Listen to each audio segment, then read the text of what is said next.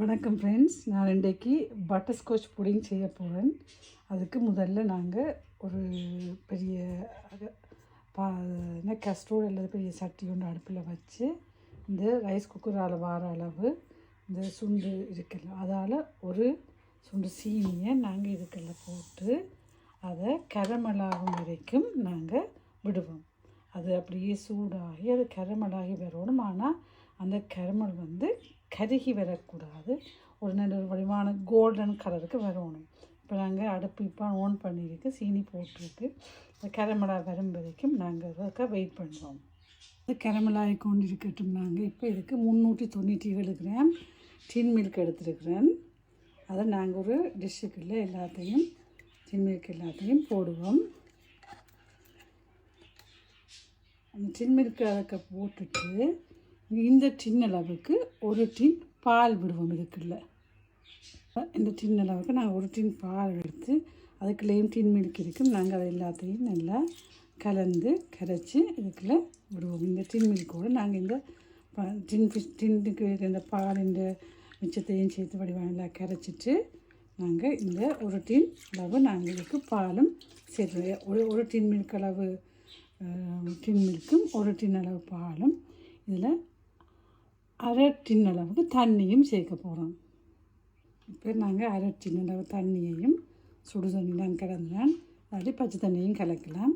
அது டின் மில்க்கு எல்லாம் கலவுனதானே அரை டின் அளவு டின்னையும் மில்க்கு பால் தண்ணியும் இதுக்குள்ள சேர்த்து நாங்கள் இதை நல்லா மிக்ஸ் பண்ணுவோம்.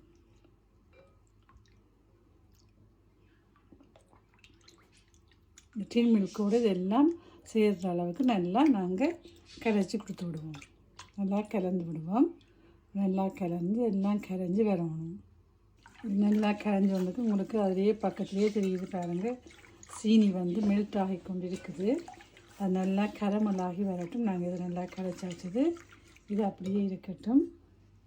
நான் ஹீட்டை மீடியத்தில் வச்சுருக்கிறேன் பாருங்கள். நான் ஒன்றுமே செய்ய இல்லை, அது அப்படியே கரமலாகி கொண்டு வருகுது. நாங்கள் அதை கொஞ்சம் கலந்து கொடுத்துருக்கோம். அப்போ இந்த வடிவாக கரமலாகி வரும். மீடியம் ஹீட்டில் வச்சிங்கன்னு சொன்னால் கருகாமல் கொள்ளாமல் நல்ல கோல்டன் ப்ரௌன் கலருக்கு அது வேறு அந்த கரமல்.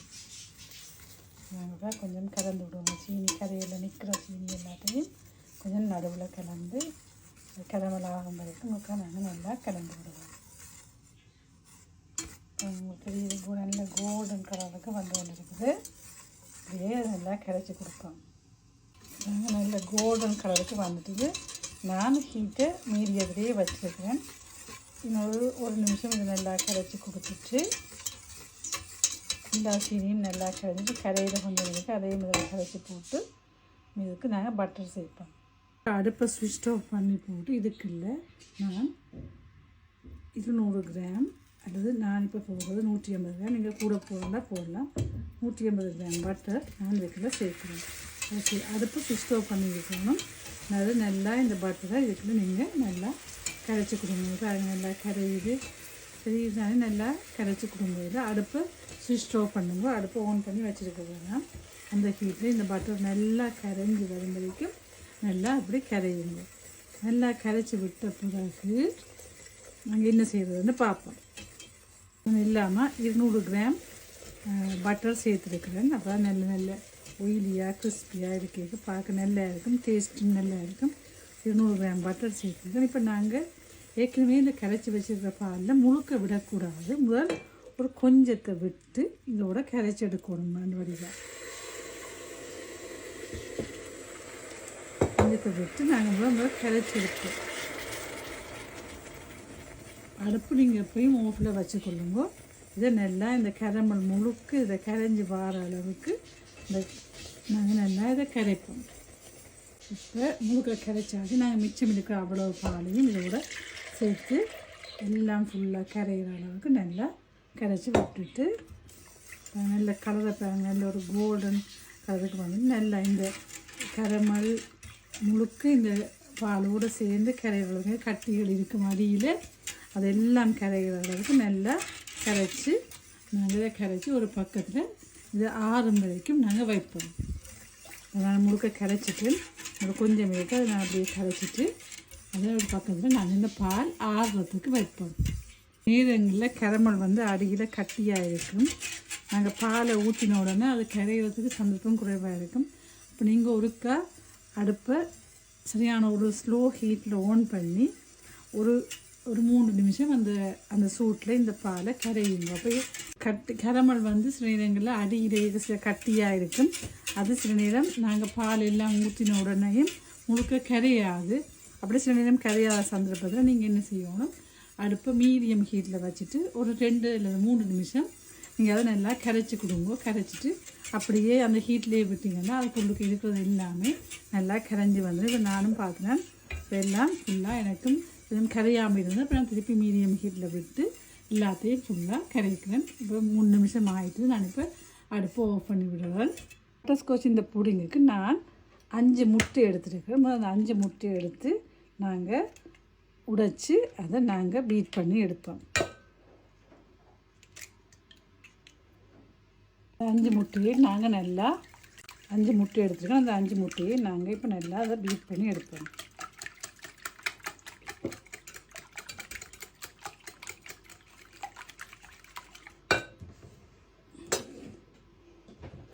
அதுக்கு நாங்கள் ஒரு பிஞ்ச் ஆஃப் சால்ட்டுன்னு சொல்லிடணும். இந்த இப்படி ஒரு சொட்டு உப்பு சேர்ப்போம். தித்திப்புகள் குறைவாக இருக்கிறதுக்காக வேண்டி நாங்கள் இதோட வனிலா ஒரு தேக்கரண்டி வனிலாவும் சேர்த்துக்கொள்வோம்.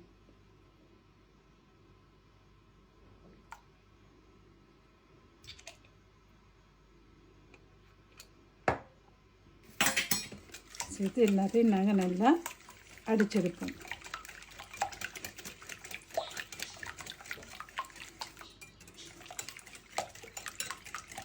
இதை நல்லா அடிச்செடுத்துட்டு அந்த பாலுக்குள்ளே சேர்க்க போகிறோம்.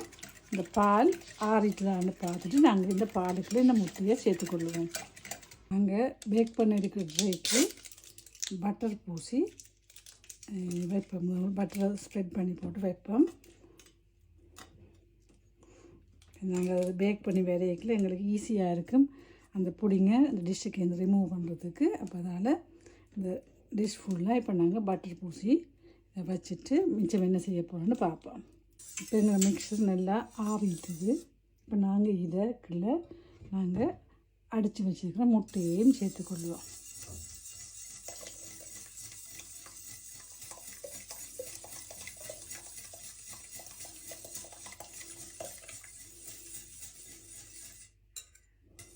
எல்லாத்தையும் சேர்த்து நல்லா கலந்து விடுவோம். நல்லா எல்லாத்தையும் கலந்த பிறகு இதுக்குள்ள கட்டிகள் ஏதாவது கரவணிந்த கட்டிகள் முட்டை இந்த இதுகள் எல்லாம் இருக்கும்.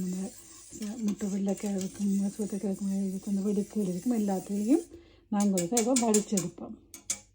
நாங்கள் மிக்ஸ் பண்ணியிருக்கிற இந்த பட்டர்ஸ்காட்ச் புடிங்கிற மிக்சரை நாங்கள் இப்போ வடிச்செடுப்போம். இதில்